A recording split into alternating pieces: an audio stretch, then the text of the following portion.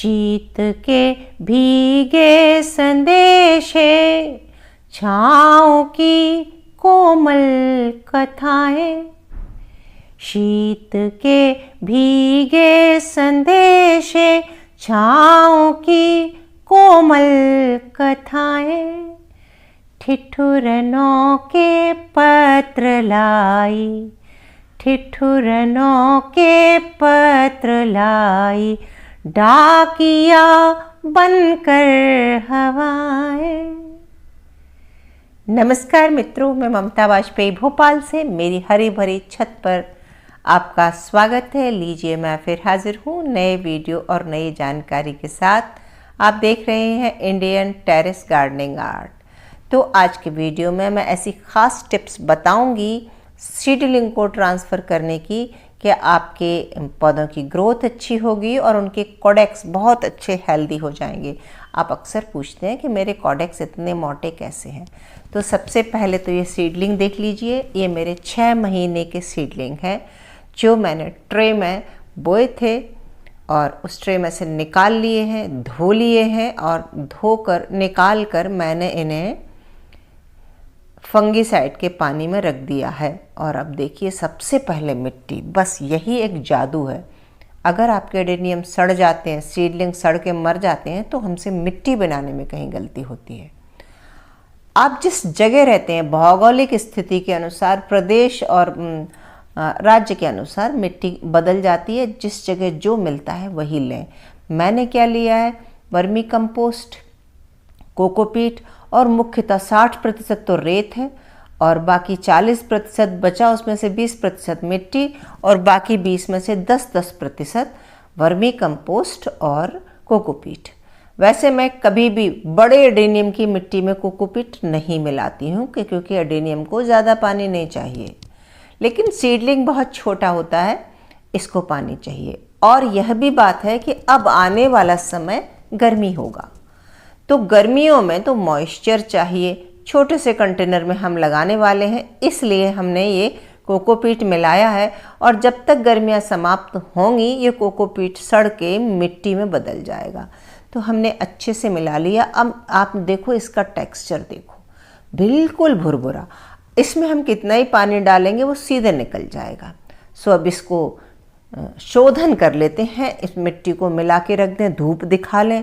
जब मेरी मिट्टी पहले से धूप दिखी हुई थी, अब इसमें थोड़ा एक मुट्ठी नीम की खली मिला लें, फंगीसाइड मिला लें, कोई भी फंगीसाइड, साफ़ हो तो साफ़, और आपके पास ट्राइकोडर्मा हो तो ट्राइकोडर्मा। चूँकि ये ईडेबल नहीं है तो इसमें मैं नॉन ऑर्गेनिक मटेरियल यूज़ कर सकती हूँ। और इसको और रिच बनाने के लिए, हेल्दी बनाने के लिए आप इसमें सीवीड के दाने डाल सकते हैं, आप इसमें डीएपी के दाने डाल सकते हैं, आपके पास जो हो। अगर नहीं है आपके पास तो चिंता की ज़रूरत नहीं है। बस आप ऐसे जैसे मैं बता रही हूँ सादा मिट्टी बना लें। फंगीसाइड डालना ज़रूरी है। हो सकता है आपके पास फंगीसाइड ना हो, लेकिन इससे कई बार फंगस लगने का डर रहता है। और एक ख़ास जादुई टिप्स, आप धान की भूसी मिलाइए। ये धान की भूसी मिट्टी को इतना भुरभुरा कर देगी और हल्का भी कर देगी। रेत में बहुत वज़न होता है, तो मैं अच्छी मात्रा में धान की भूसी मिलाती हूँ। यदि आपके पास नहीं है धान की भूसी तो परेशान ना हो, बिना धान की भूसी से भी काम चल जाता है। मैंने कई साल से उगा रही हूँ, सब तरह की मिट्टी बनाई है। पहले मेरे पास धान की भूसी नहीं हुआ करती थी तो मैं उसके बगैर ही चलाती थी, पर अब मेरा अनुभव है धान की भूसी से बड़ी सॉफ्ट। देखो, मैं दिखा रही हूँ निकाल के, ये 6 महीने के सीडलिंग है। और आप इनका आकार देखिए। मैं 2 तरह के पौधे बताऊंगी। ये गोल मटोल है और इनकी जो टैप रूट है नीचे वो बहुत लंबी नहीं है। तो यही एक है एडेनियम को गोल गोल मोटा करने की टिप। अगर आप इसको उथली ट्रे में सीडलिंग को लगाते हैं तो इनकी टैप रूट बहुत लंबी नहीं जाती। शुरू से ही ये इनकी टैप रूट छोटी हो जाती है और ये गोल मटोल से हो जाते हैं। इसके बाद हम इसको जब रीपॉट करेंगे तो अभी तो हम प्लास्टिक के वो डिस्पोजेबल ग्लास में कर देंगे जो मैं आपको दिखाऊंगी। लेकिन अगर रीपॉट बहुत गहरे बर्तन में करते हैं तो टैप रूट फिर नीचे की तरफ बढ़ जाती है। ये देखिए, मैंने सब निकाल लिए हैं और देखिए किसी में बहुत लंबी टैप रूट नहीं है। अब ये दूसरी सीडलिंग है, ये मैंने ट्रे में नहीं उगाई थी, ये मैंने एक गमले में उगाई है। तो ये गमले में गहराई बहुत है, तो आप इसको देखिए, इनकी टैप रूट कितनी लंबी है, ये देखिए। तो ये बहुत समझने की बात है। आपने शुरू से ही बीज बोए, वो गमला गहरा था, फिर आपने रीपॉट किया, वो गमला गहरा था, तो ऊंचा ऊंचा पौधा चला जाएगा, और जब पौधा ऊंचा जाएगा तो उसकी मोटाई उतनी नहीं होगी। देखो मैं बगल में रख के बता रही हूँ, गमले में लगाया हुआ सीडलिंग और ट्रे में लगाया हुआ।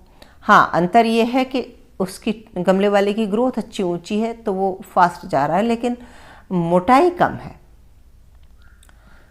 मैं तो हमेशा ही, आप मेरे शुरू के भी आपने वो मोटे मोटे अडेनियम देखे, और वीडियो के अंत में भी दिखाऊंगी कि मैंने फ्लैट तली के बर्तन में अगर आप लेंगे तो आपका अडेनियम का शेप अच्छा आएगा। हर बार फ्लैट तली ही रखें आप।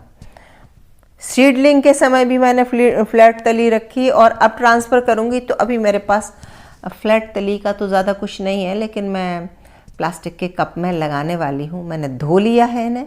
धोने के बाद देखिए, फंगिसाइड, अगर आपके पास फंगिसाइड नहीं है तो आप हल्दी लगा सकते हैं और दालचीनी लगा सकते हैं। और क्या इन्हें भी छोड़ना है 7-8 दिन बाहर? तो मैं तो नहीं छोड़ती, क्योंकि ये बहुत छोटे बच्चे हैं, इनके कॉडेक्स में उतना पानी नहीं है। तो मैंने बस, हाँ, इन्हें आज शाम, एक दिन शाम को निकाला और दूसरे दिन लगा दिया, मतलब मैंने रात भर इनको बाहर छोड़ा। लेकिन उससे पहले मैंने इनको लगभग 1 घंटे के लिए इस पानी में डुबोया। तो अगर इनमें कोई भी फंगस वगैरह होगी तो ये ट्रीटेड हो गए। बाद में इसकी जो मिट्टी है ना, उसमें ये पानी मिला दूंगी, तो ये एंटी फंगल है, ये पानी में पहुंच जाएगा। देखिए सारे धुल गए, सारे मैंने उसमें गला दिए हैं, और अब ये रेडी है। लेकिन लगाने से पहले इनको सूखने देते हैं। देखिए सब सूख गए, रात भर मैंने निकाल दिए तो सूख गए। और ये इस तरह के डिस्पोजेबल ग्लास में मैंने लगाए हैं। तो ये बहुत गहरा नहीं है ये ग्लास भी। अब ये थोड़ी सी ग्रोथ ले लेंगे, और अब जब ग्रोथ ले लेंगे तब इनमें थोड़ी सी टैप रूट आएगी।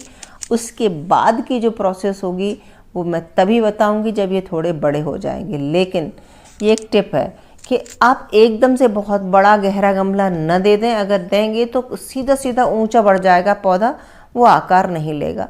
देखिए आप, और मैंने कितने सारे ग्लास लगा लिए हैं, और कुछ मैंने ट्रे में भी लगाए हैं, कुछ मैंने उसमें पैकेट में भी लगाए हैं। तो पैकेट भी छोटे साइज का लिया और उसको मोड़ के आधा कर दिया है, ताकि उसमें बहुत सारी मिट्टी नहीं बने। तो मैं एक बार फिर से दोहराती हूँ काम की चीज़, कि मिट्टी बहुत अच्छी बनाएं, उसमें फंगिसाइड डालें, और गमले का आकार बहुत मायने रखता है। ये मैं अपने अनुभव से कह रही हूँ, इसे आप मानिएगा और आप करके देखिएगा, खुद प्रयोग करके देखिएगा, तो आपको बिल्कुल रिजल्ट मिलेंगे। तो कैसा लगा ये वीडियो ज़रूर बताना। और आपके कॉडेक्स ऐसे चाहिए आपको, तो ये कम से कम 10 से 12 साल का समय लग जाएगा। लेकिन हाँ, अभी भी देखिए आप गौर से कि मेरे सारे गमले फ्लैट तली के हैं। और अगर हम गहरा गमला लेते तब भी अडेनियम बहुत अच्छा उग जाता है, लेकिन कॉडेक्स के आकार में थोड़ा सा फ़र्क होता है। वो आप करेंगे तो आपको खुद समझ में आएगा।